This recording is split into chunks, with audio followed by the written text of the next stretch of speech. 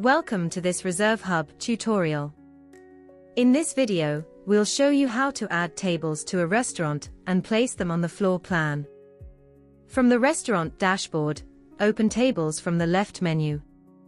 If no tables have been created yet, select Add First Table, or use Add Table from the top right. The Add New Table window will open. Start by entering the table name. In this example, we create table T1.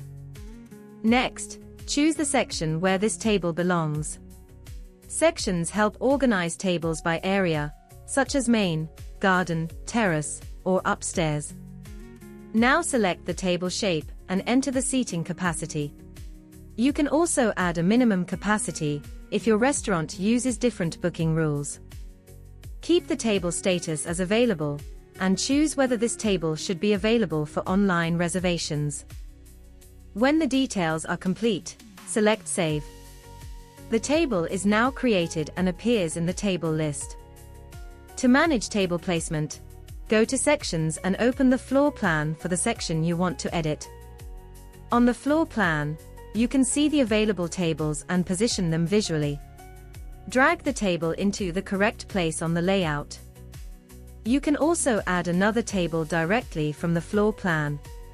Open the table settings, enter the table name, choose the section, set the shape and capacity, then save. The new table is added to the layout and can be moved into position. Once the tables are placed correctly, save the floor plan.